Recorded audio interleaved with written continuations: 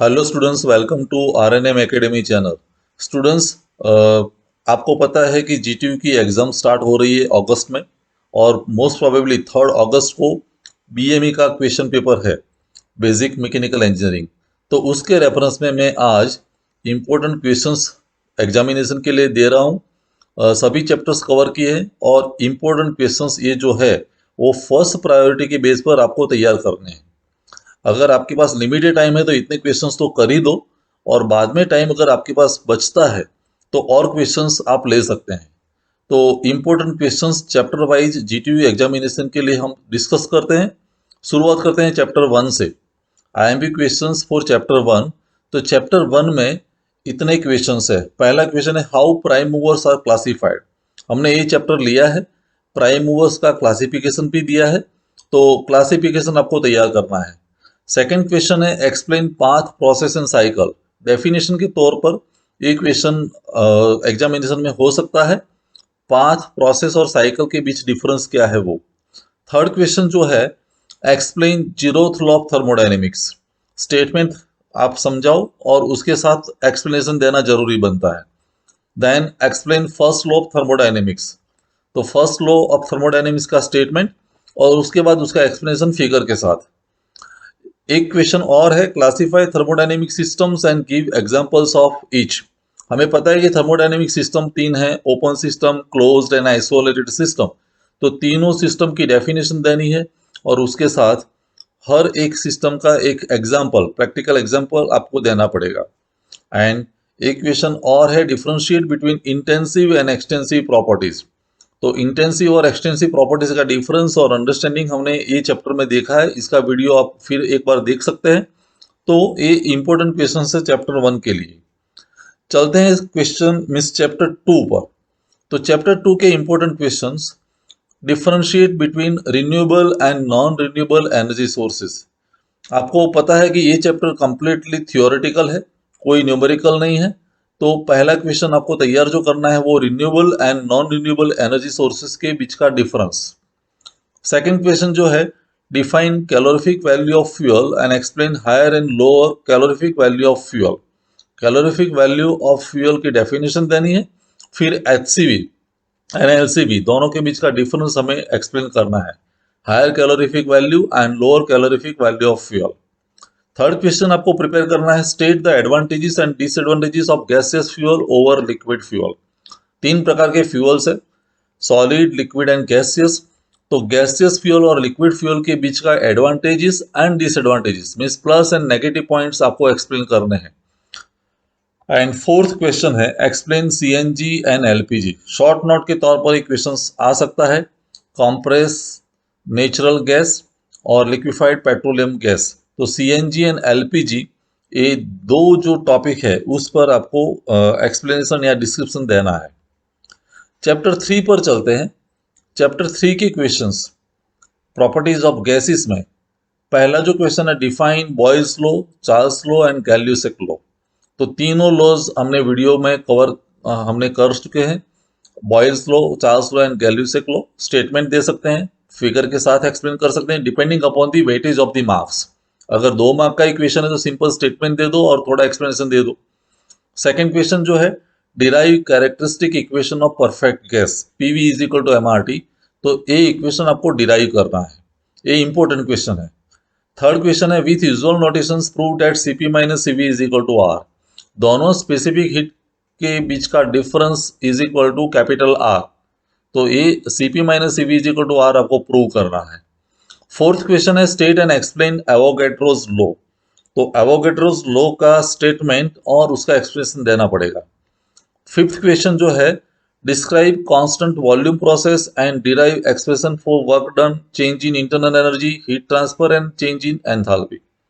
वैसे तो 5 प्रोसेसेस है, कांस्टेंट वॉल्यूम है, कांस्टेंट टेम्परेचर है, कांस्टेंट प्रेशर है, एडियाबेटिक है ना, आइसेंट्रोपिक है। लेकिन मुझे ये प्रोसेस इंपॉर्टेंट लगती है, कांस्टेंट वॉल्यूम प्रोसेस। तो इसके रेफरेंस में फिगर के साथ आपको ये 5 पैरामीटर डिस्कस करने हैं, work done, change in internal energy, heat transfer and change in enthalpy. और न्यूमेरिकल्स इसमें से कंपलसरी होने वाले हैं ये चैप्टर में से। तो न्यूमेरिकल्स भी मैंने लिए हैं सभी प्रोसेस के, कांस्टेंट वॉल्यूम के, कांस्टेंट टेम्परेचर के। जनरली ऐसा बनता है कि जो प्रोसेस थियोरेटिकल क्वेश्चन में है उसके बेस का ही न्यूमेरिकल होता है मोस्टली। तो कांस्टेंट वॉल्यूम पर प्रायोरिटी देने की जरूरत है और उसके बेस पर आपको न्यूमेरिकल सॉल्व करने होंगे। हर एक प्रोसेस का एक न्यूमेरिकल आप सॉल्व कर दो और उसके इक्वेशंस जो है वो याद कर दो। तो ये चैप्टर 3 के लिए है। एग्जामिनेशन के प्रिपरेशन कैसे करनी है उसके लिए भी मैंने एक वीडियो गुजराती में बनाया है।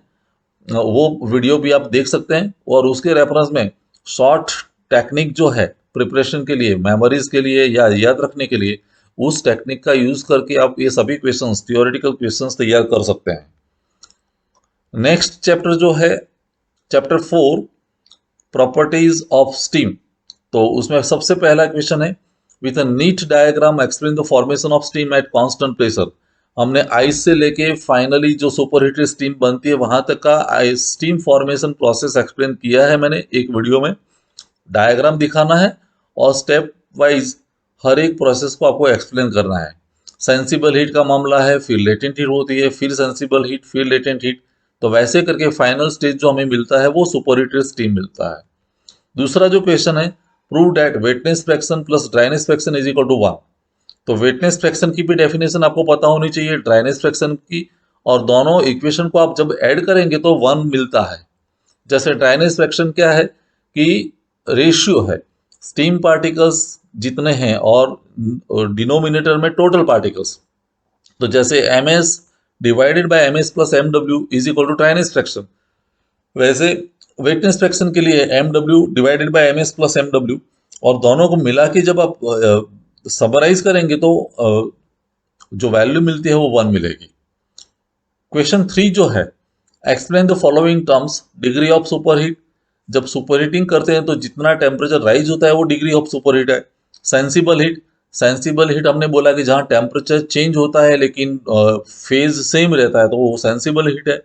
लेटेंट हीट, जहाँ फेज चेंज होता है लेकिन टेम्परेचर कांस्टेंट रहता है तो वो लेटेंट हीट है। And critical point of water.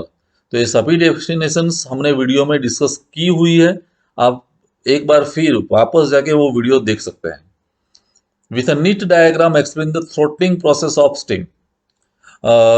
ये टॉपिक मैंने कवर नहीं किया और आगे आने वाले चैप्टर्स भी मैंने नहीं लिए क्योंकि इलनेस और मेडिकल इमरजेंसी की वजह से ये वीडियोस मैं कंप्लीट नहीं कर पाया।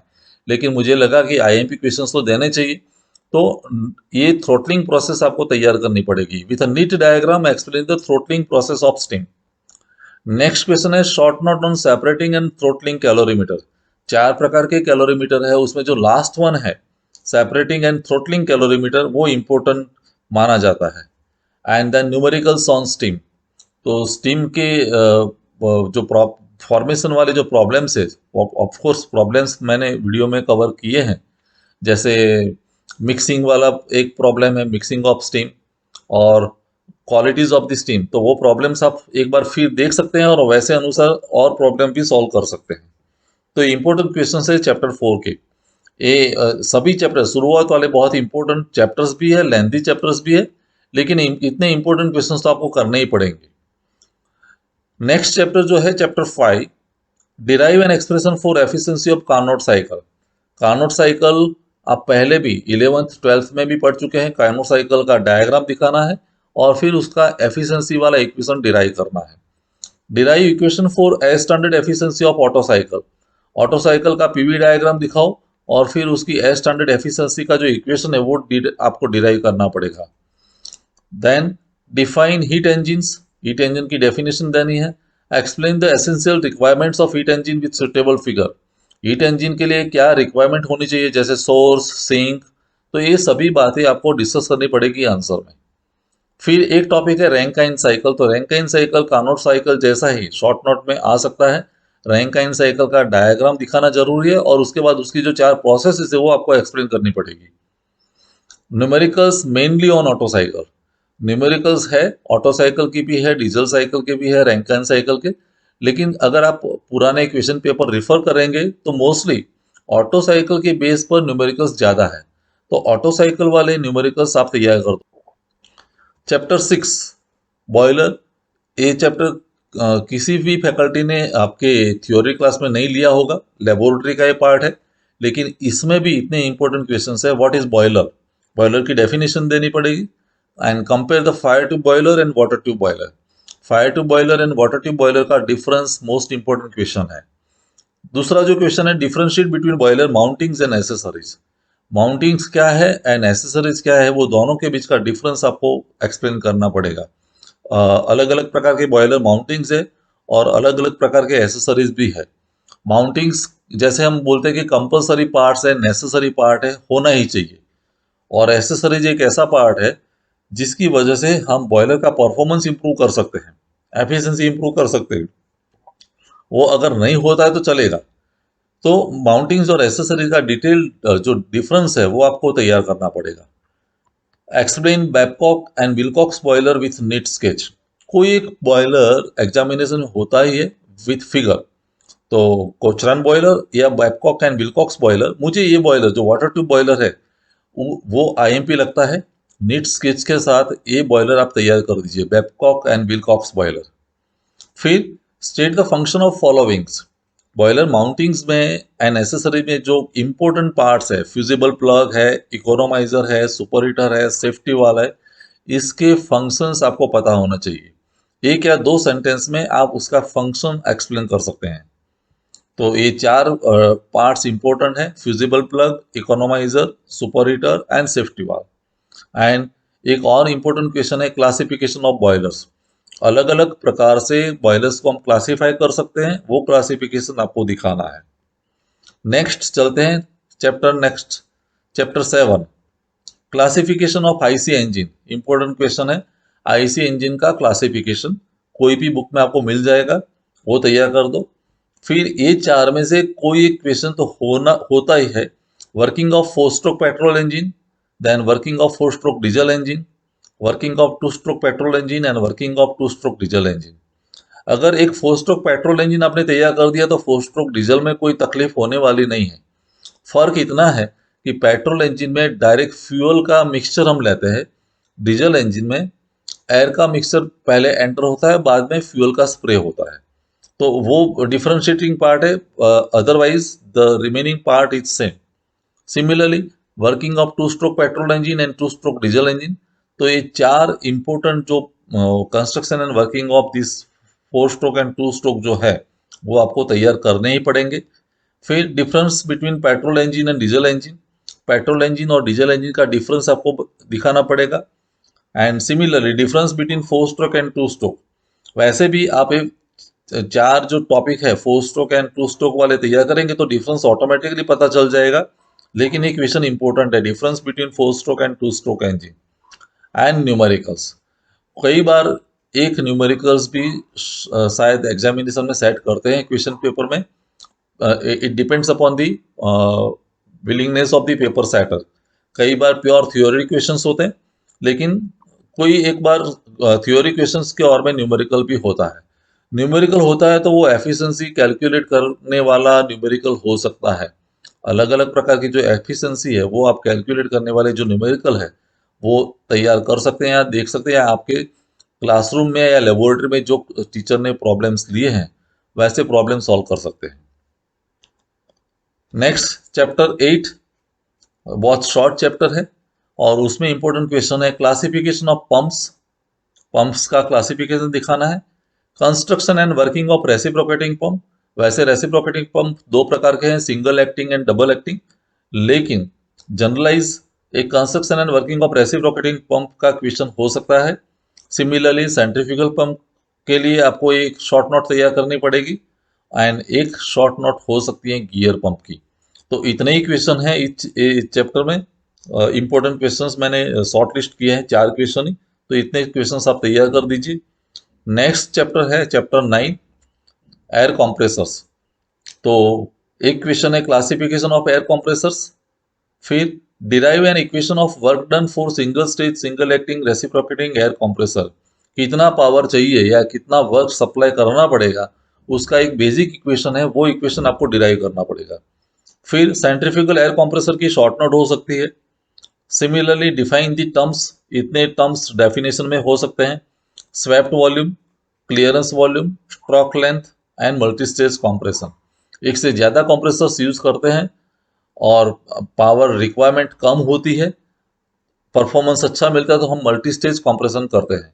तो ये मल्टी स्टेज कॉम्प्रेशन वाला भी शॉर्ट नॉट या शॉर्ट क्वेश्चन हो सकता है। एंड एक क्वेश्चन है एक्सियल फ्लो कंप्रेसर।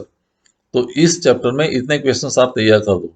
कोई क्वेश्चन का आंसर फाइंडिंग करने में आपको कोई डिफिकल्टी है, प्रॉब्लम है, तो कमेंट सेक्शन में मुझे जरूर बताना, मैं उसका आंसर ढूंढ के आपको फिर हेल्प कर सकता हूँ। तो नेक्स्ट चैप्टर है 10। चैप्टर 10 में इतने इंपॉर्टेंट क्वेश्चंस है, function of coupling, clutch and brake. ये तीन जो है, कपलिंग का फंक्शन, क्लच और ब्रेक का फंक्शन, शॉर्ट क्वेश्चन में हो सकता है।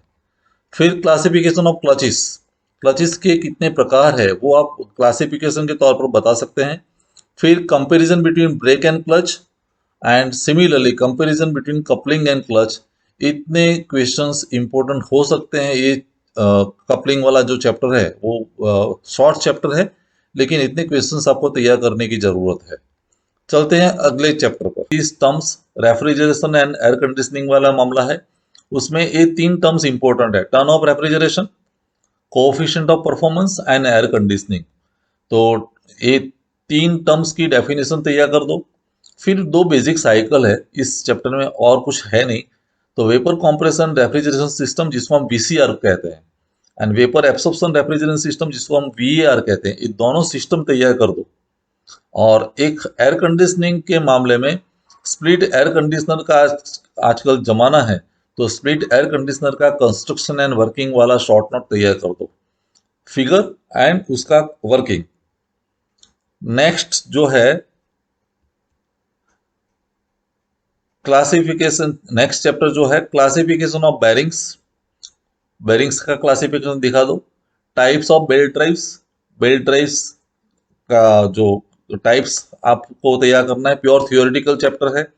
Comparison between belt, chain and gear drive, power transmission के लिए जो तीन इंपॉर्टेंट ड्राइव्स है, belt, chain and gear drive, तो ये तीनों का कंपैरिजन आपको दिखाना है। और एक है टाइप्स ऑफ गियर्स, तो गियर्स का क्लासिफिकेशन आपको करना है। शॉर्ट चैप्टर है, बस इतने थियोरी क्वेश्चन इंपॉर्टेंट है। उसके बाद लास्ट एक चैप्टर है मटेरियल्स वाला, क्लासिफिकेशन ऑफ मटेरियल्स। फिर डिफाइन द टर्म्स, इंपॉर्टेंट जो प्रॉपर्टीज है, हार्डनेस, टफनेस, डक्टिलिटी, इलास्टिसिटी। एक टॉपिक है कंपोजिट मटेरियल्स। आजकल कंपोजिट मटेरियल्स का जमाना है, तो एक शॉर्ट नोट इस पर बनती है। And short note on plastics, in day to day use now plastic is frequently used, तो प्लास्टिक का शॉर्ट नोट हो सकता है।